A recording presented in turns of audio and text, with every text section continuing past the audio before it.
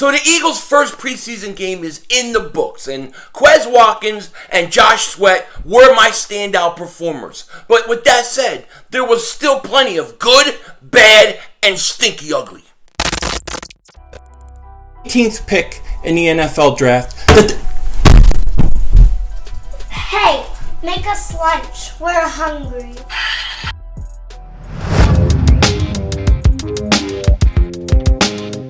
Dallas still stinks. You're right the way, King Dingbat here, and I hope everybody's having a great Friday. I hope you guys are doing well. So the Eagles' first preseason game is in the books. It's in the books, and I found it to be a very interesting game with a lot of things going on. We're going to get into it in a second. But before I do that, if you have the Newsbreak app, maybe you want to get the Newsbreak app, click the link in the description, give your boy a follow. I promise you, you're not going to be disappointed. And if you are disappointed, we are giving out Michael Anthony Where's the Fitness pillows for nap time for free. So make sure you click the link in the description. You don't want to miss it, because if there's anybody that knows how comfortable a pillow is, it is Michael Anthony Where's the Fitness. And Mark Holmes, I'm coming for your meats. Anyways, when thinking about this game, okay, the first game that Nick Sirianni coached, okay, Jalen Hurts comes out. He's, for all intents and purposes, he's a starting quarterback, okay? So it was a first for a lot of things last night. And what I noticed right off the bat as I was streaming this game, and oh, by the way, it was a hell of a stream, a lot of people in there. I want to thank each and every one of you guys that was there last night. It was a blast, and I do appreciate you guys being patient with me because we're changing cameras and things. I got a lot of little kinks and stuff I got to work out with camera, with angles, with scoreboard, all that stuff, and I appreciate you guys giving me some really good advice, so thank you very much. And if you haven't, you weren't at the stream, you're not going to want to miss it. We're doing it every week. So please like, please subscribe. It's going to get crazy. It's going to get crazy. But when, watching this game, the first thing that I noticed right away as this game was beginning was that the Eagles came out and they were sharp. They seemed like they were sharp. They were disciplined. They were ready to go. Okay? And I think that bodes well for Nick Sirianni. I felt that watching him run his vanilla offense, because let's face it, all these teams in preseason, they try to keep it as vanilla as possible. I thought his vanilla offense was about, as creative as Doug Peterson and the Eagles offense last year got. I mean, it was hands above everything that we have seen last year and the year before that. It was cool. And he wasn't even trying to do anything hard. It was just simply that this is a coach, and he's my cannoli-eating friend. He is my cannoli-eating, gabagool, pass-outer friend. Whatever the hell that means. But, pass-outer, I don't know. But, here's the thing. Okay? Nick Sirianni uses guys to their ability. He uses guys the way that they should be used. He tries to take their talent and put them in the right position. He's preached this. The Eagles have preached this. A lot of coaches preach it and never do it. But he came out, and it was apparent that that's what he's looking for, looking forward to doing. Why do I say this? Look at Jalen Reagor taking punts. Jalen Reagor should have been taking punts last year. He was a rookie with one of the best things he does is a punt returner because of his speed. He was the only punt returner last year to get us a touchdown. It was like the first special teams punt return since like 2016. But the Eagles didn't use him. Well, guess what? They used him last night. And that's how you're going to build up his confidence. Look at the way that they use Quez Watkins. We're going to get into him in a second. I thought it was very good. Early signs with Nick Sirianni so far is that he's disciplined. He comes out ready. And guess what? He is going to use guys to the best of their ability. So, good signs so far, as much as we could possibly know at preseason. The other big thing that I really took out of this game was the fact that they didn't play Miles Sanders. Now you're saying, well, what's the big deal about that? They don't want to get him hurt.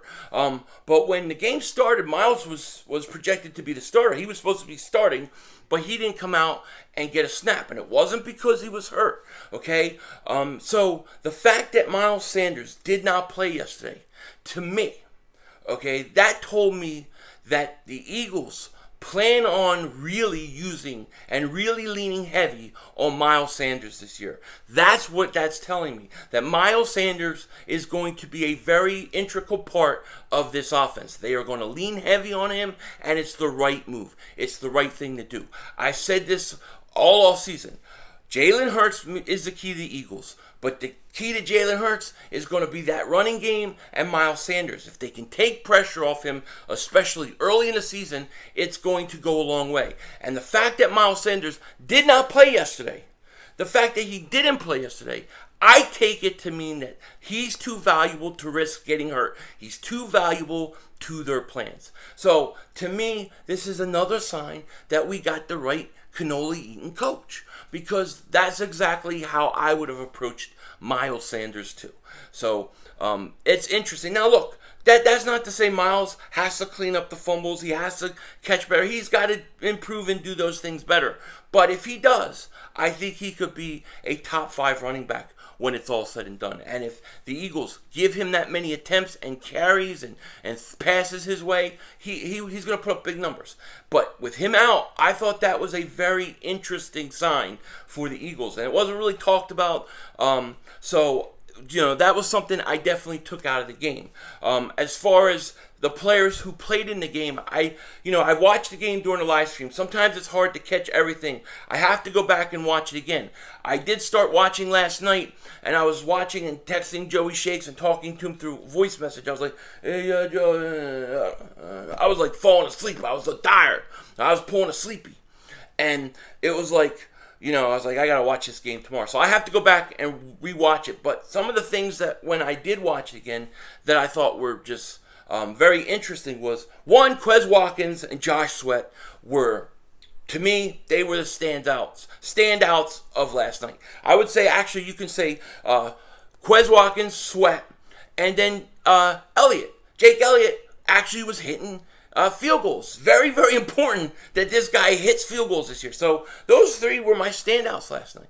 Okay, I thought they were good, and there were a lot of good players. I mean, Quez Watkins, he's got 4.39 speed, something like that.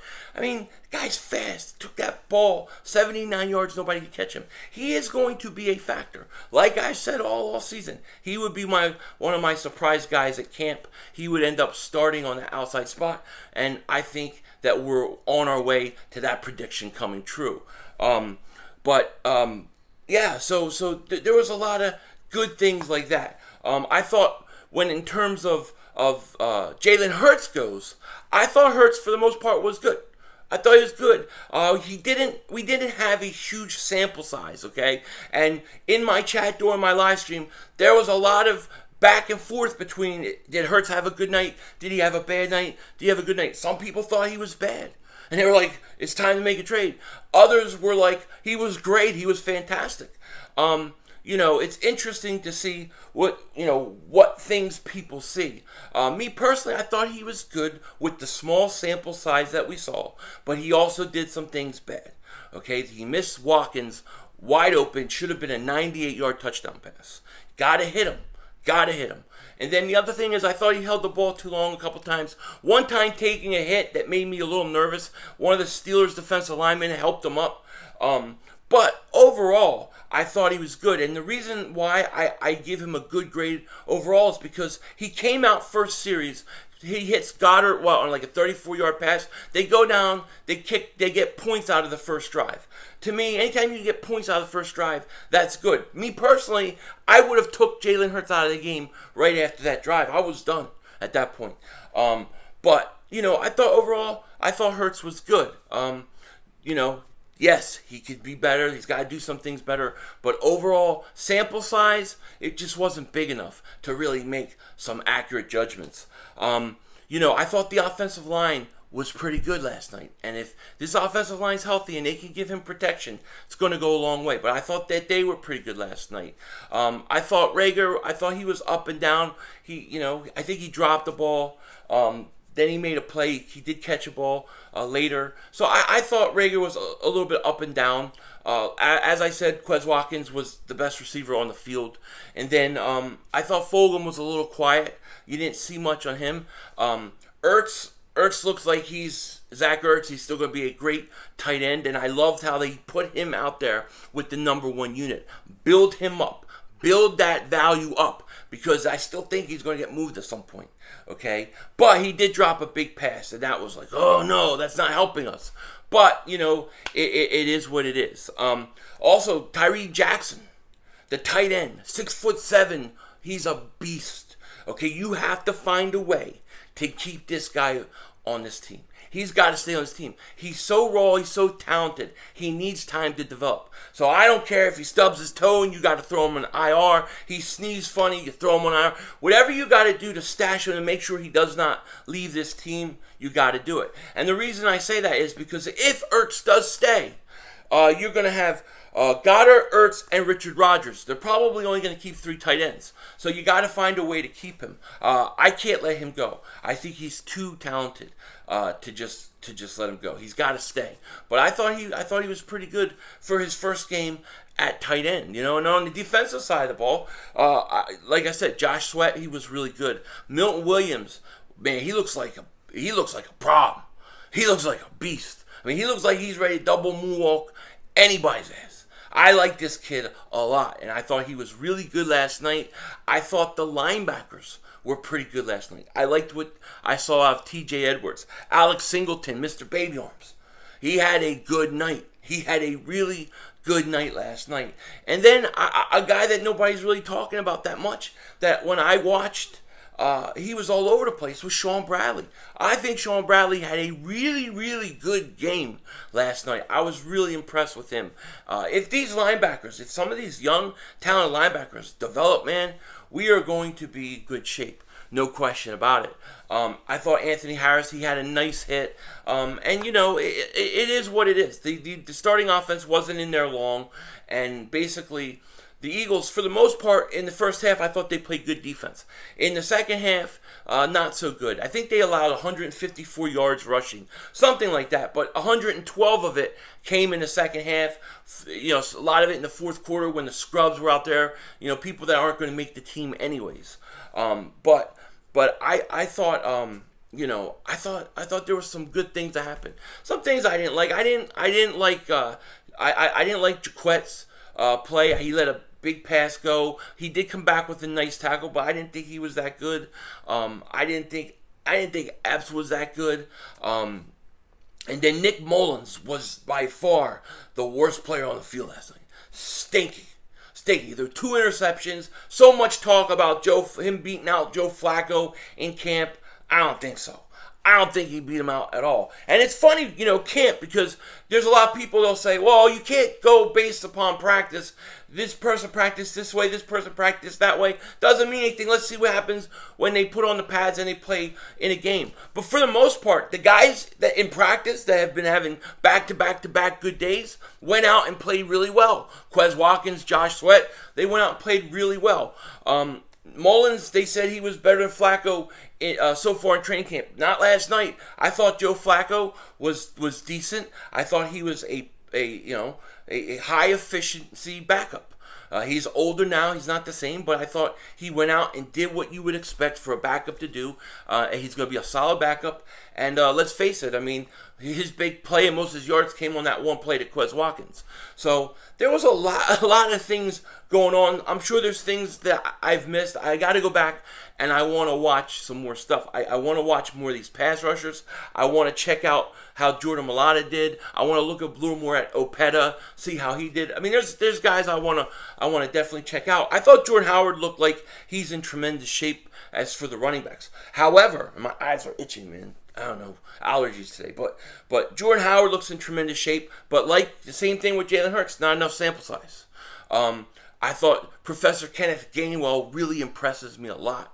I think he's going to be very effective in this offense. It did surprise me that Kerryon Johnson was like towards the back of the depth chart. I expect more from him. I thought he would be your number 2 running back, but we'll see. It was interesting though, an interesting night. I'm sure there's more things that I have to go back and watch, and I'll be doing that this weekend, and we'll be talking about it. We got the Philly Shakedown podcast tomorrow. And, of course, I will be Mark Holmesing you because it is football season. Let me know what you guys thought about the game in the comment section. With that said, take care. Talk to you later. And, of course, don't be a dingbat.